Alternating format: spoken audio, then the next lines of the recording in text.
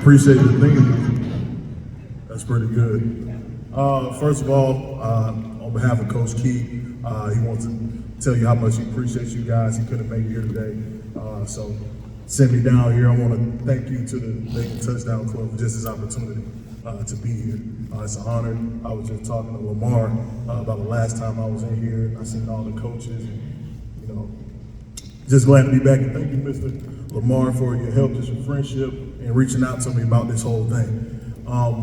Like Coach said, Georgia Tech is in my blood.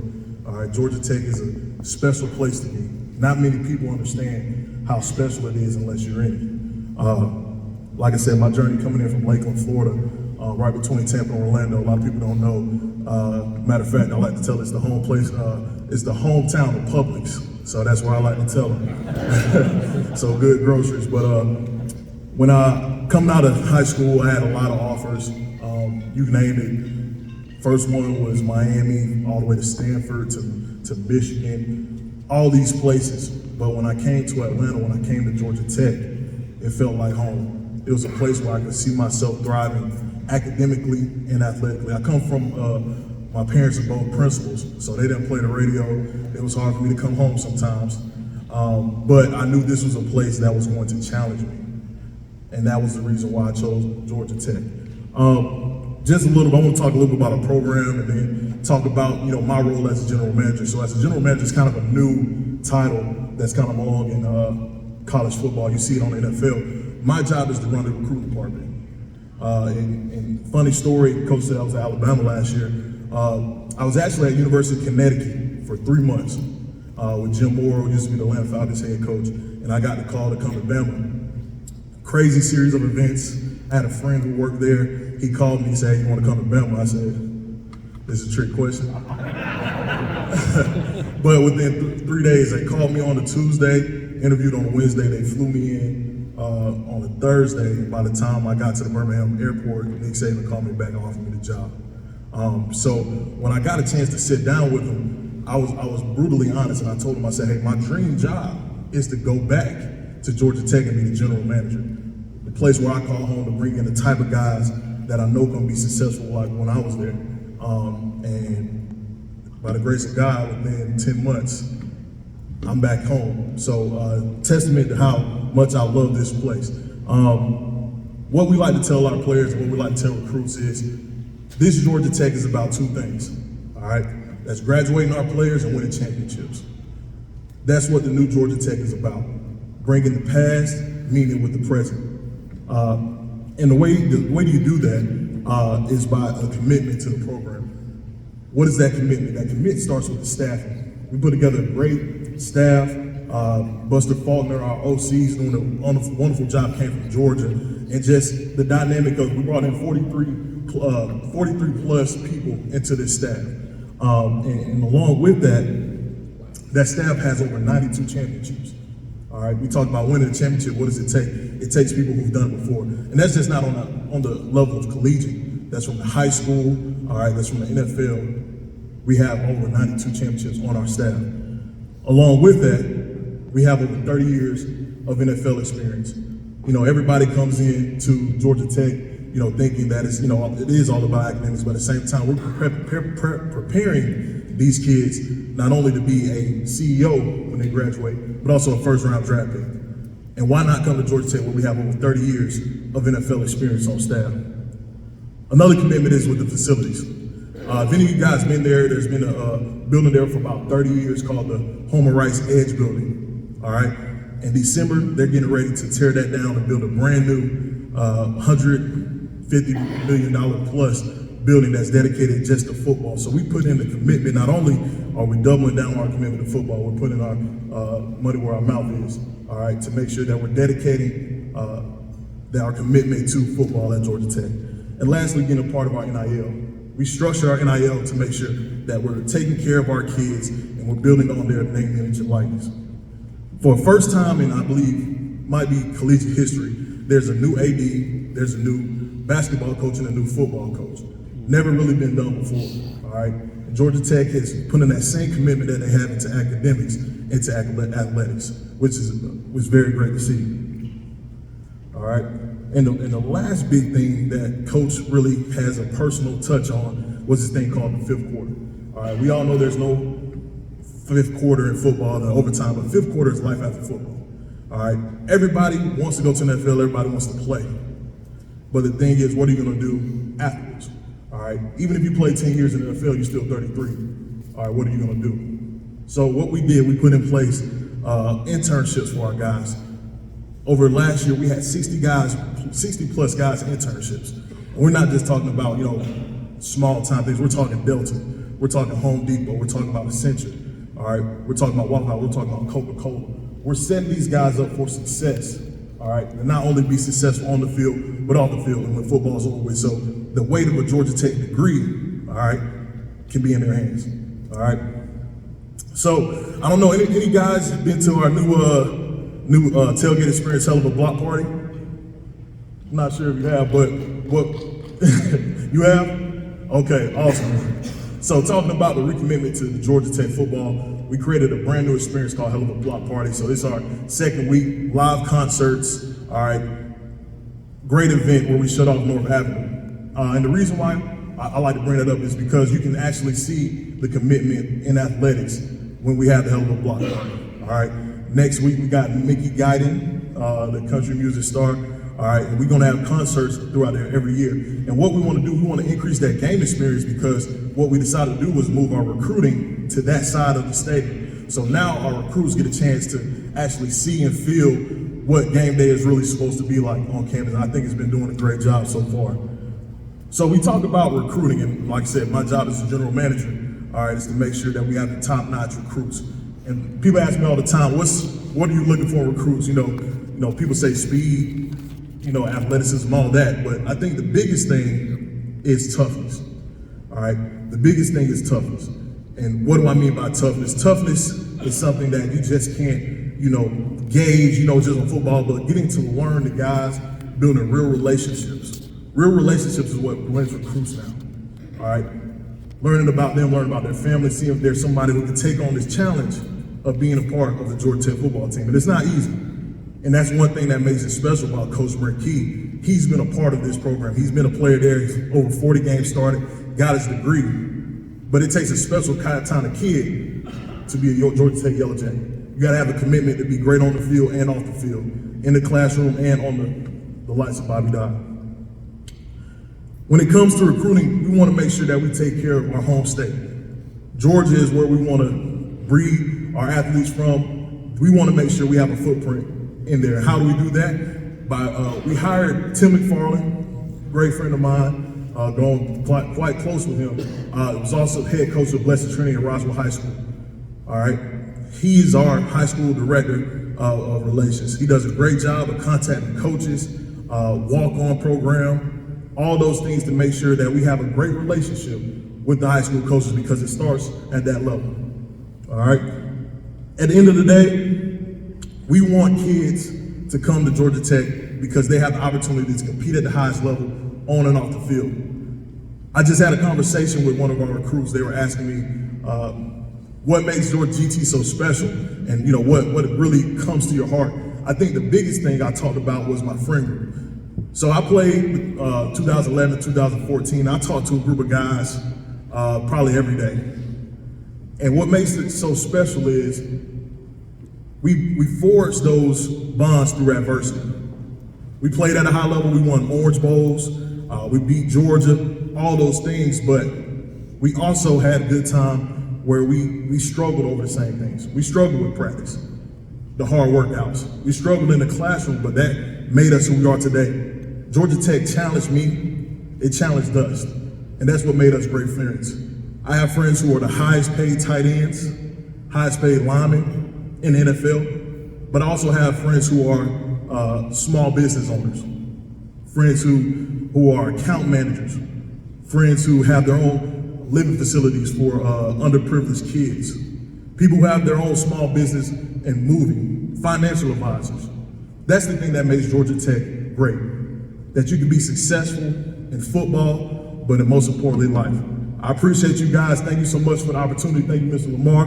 Thank you, Macon Touchdown Club. and go Jackets. Appreciate you. And also, I had a special treat when I got here. My cousin is here in the crowd. I know he was going to be here. Good seeing you go. It's good to have family in the building. You in Miami this weekend? Absolutely, I was in Miami. Share with us what it felt like being around somewhere like that. So before the game, I was telling all the players, like the last time I was really down there in Miami was when we played the Orange Bowl and we whooped Mississippi State. And I was just telling them about the whole, the crowd and everything, how great of a win that was. So when it was getting close to the end, I was like, man, we played tough. The outcome wasn't what we wanted. But then I noticed some questionable decisions being made, and I wasn't the only one that kind of side-eyed. What's going on? So you're telling me there's a chance? So learned from Coach Key today. It was the first time, the first time in history. I guess ESPN predictor was like 99.9% Miami win to ever go wrong. So it was a special moment. I think the kids played. That's the reason why you play 60 minutes. You can't play 59 minutes. You have to play 60 minutes. So it's a testament to our guys, their relentlessness, their effort for going out there and going all the way to the to the clock hits 00. But it was an amazing experience for those guys to experience that on the road in a place like that to a really good team. That's probably, I believe, one of the best talented teams we faced all season. And it's great going into the bye week to give us confidence when we start back into ACC play against Boston College. But it was a great ride back. The plane was rocking. The plane was rocking. Just so you know, we're watching the game Saturday night, and Georgia's getting on the last time out. And I said, game's over. Right. Bill goes, there's still 30 seconds. I said, game's over. And then the fumble, she goes, told you. She had faith in us.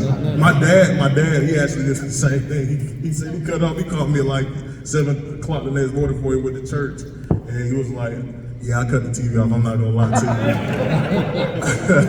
you." No, but it was a great experience. One question though, Paul Johnson was a player's coach. Oh yeah. Paul Johnson's story. Oh man, how much time we got? I think he got a lot of too many stories, but I'll tell you this: we were playing Georgia, and we're playing Georgia. I don't know if anybody remembers 2014. It was a kick and a pick. You remember? I'm sorry, not to bring up any memories. Go ahead, go out. But we missed the field goal.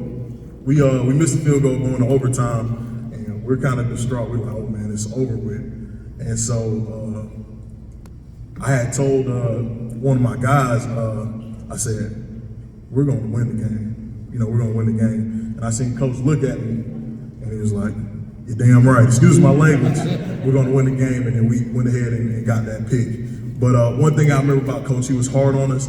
But one thing he showed us was a lot of respect. We were tough through him, but he's an incredible man. I can't wait to see him when we play UNC. We put him in the Hall of Fame. But he got after me a few times. He jacked me up a few times. He's been in my helmet face to face. But I love him. He would coach hard and he loved hard. And I'm so glad I was able to play up under him. But we'll get on some offline ones we can't really see here outside. What's the difference with him and the current coach? A lot of similar stuff. He's tough. I think Coach was a little more old school. We know how he is, but I think the biggest difference in there is just managing the new kids that are coming in there. What I mean by that is the kids are kind of big social media. We all know NIL and stuff, but navigating and relating to the new type of players coming in, which is, I think, you have to adapt. You have to adapt and be willing to make sacrifices and build those relationships with these new kids. I'm saying that like I'm 40 years old. I'm only 30. That was me 10 years ago. Yes, sir. Is your fan base changing with Coach Key? Because are we going to see the Georgia game, the Georgia Tech game with 75% red and black? Yeah, we want to change that. A few years ago, I was a little disappointed in that. Right. But like I said, they were one of the best teams in the nation. But having somebody who's the leader, who's been there before, who played there, that kind of instills a new kind of motivation within Tech fans. You know, somebody who really understands what Georgia Tech is and what Georgia Tech football is all about. And you can see it now with the, you know, the amount of fans coming and the guys who are now Georgia Tech fans. That all comes with it. So I'm definitely hoping to see a change in that soon. Yes, sir. Is the legend of Bobby Dodd? Absolutely. So I don't know if anybody knows, but the original stadium is up under Bobby Dodd. So when you go up under there, they say you get a little cool breeze. They say that's Bobby Dodd coming to say hello.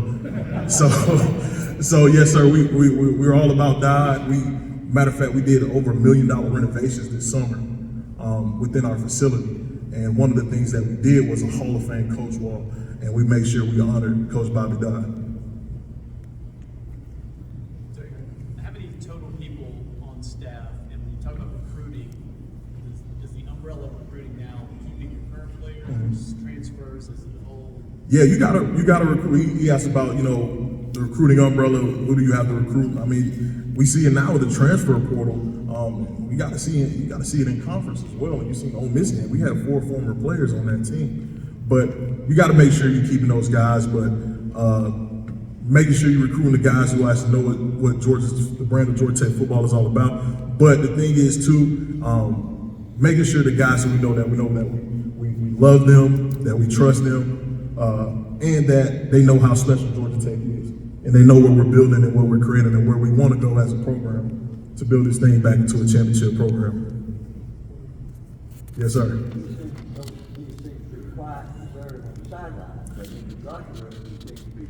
You know what? That caught me off guard when I first started coaching with him because practice, he's loud, he's energetic, but on game day he has that calm and collectiveness. But when the time, you know, when we win and things like that, he lets that off, and you know, he celebrates with the team. Can you talk about your role in new landscape, NIL? Yeah. They're not signing contracts. Yeah. And school keeping us at the general money, but Yeah. how does that work? There is no real way, but I'll tell you this. My job as a general manager, the biggest thing is making sure that we get the right kid in there, you know, especially with, like I said, the landscape of college football. A lot of this stuff is being, guys getting a lot of stuff on the front end who haven't, you know, played it down or anything like that, which, you know, I don't necessarily agree with, but we have to make sure we get it right. Sometimes if you get the right person who has the right mindset, the right kid who understands that, hey, this is something I need to earn. I'm going to show this is the reason why I'm coming here, and then building their own brand, all that stuff like that. I'm all for it. So, you know, it's really built, like I said, when we recruit a kid, we build these profiles, we learn everything about them, what makes them tick, what kind of kid they are, so we can try to avoid those people who kind of want stuff on the front end, which can be hard to navigate. A lot of people are dealing with, and a lot of people are getting out of the industry because of that. So you got to realize what your program is, what it stands for, and what you're willing to do. But you know, when you recruit the right way, like I said, build real relationships, some of that stuff can get put to the back burner when they really come to get an education and to play top-notch football. Yes, sir. Oh man, I think the biggest thing I learned at Alabama is why are they so successful? The bar is set so high. The bar is excellence. There's nothing else expected other than excellence. Excellence, what you do, how you carry yourself, and attention to detail. The same thing Coach Saban did probably 20 years ago on October 7th. It's probably the same thing he's going to do on that October 7th, 2023, because it was what made him successful. You get to see how he coaches, the way he runs things, his leadership. It's unbelievable just seeing how that program worked from the inside out. And it was an honor to even, you know, work up under him and get a chance to even have conversations. And, you know, people would hit me up and say, hey, you get to see Nick Saban? I said, I see him every day. But you get to learn why they're successful because of that standard. He accepts nothing less than excellence. And then one of the another biggest things I learned, and I learned it from Coach Key as well, and I try to tell this to not only football players, but just mentors, and when I try to talk to somebody and encourage them. Everybody wants people who has ands, not buts. What I mean by that, you want to say when somebody speaks about somebody, they want to say he's a great person and he's this, he's respectful and kind. You don't want somebody to say, oh, he's a good kid, but. You get what I'm saying? So how you carry yourself, your work ethic, it speaks for you. If I didn't do a good job at Alabama, Coach Key would have reached out to me and said, hey, come back to your alma mater and things like that. So a lot of stuff I learned, how to be successful, what kind of players to recruit, and definitely what it takes to win and be a top-notch program. Yes, sir. Errin, how are you dealing with the inconsistencies, like against Bowling Green, Yeah. which was real disappointing? And I remember that famous talk that Coach Key had last year when they beat somebody, I forgot who it was a big upset. Yeah. And I knew you had it in you. And so what are they doing to fire them up for the next Yep. game and become consistent? Because they played even keel with Louisville. Yep. And they could have won that one, and then they beat a Miami. Yep. I think the biggest thing is never getting too high, never getting too low. And he's trying to instill in us that, hey, yeah, we had a great day. Matter of fact, I'll tell you exactly what he said today. Talking about being hungry for your next win. He asked people what they ate yesterday. And then saying, okay, once you ate, it's a new day. Are you still hungry?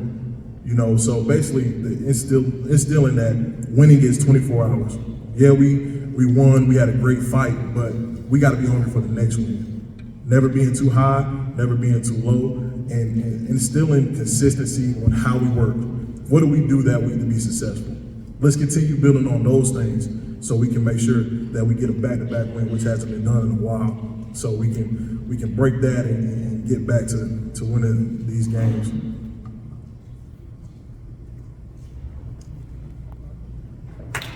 Appreciate you guys. Thank you.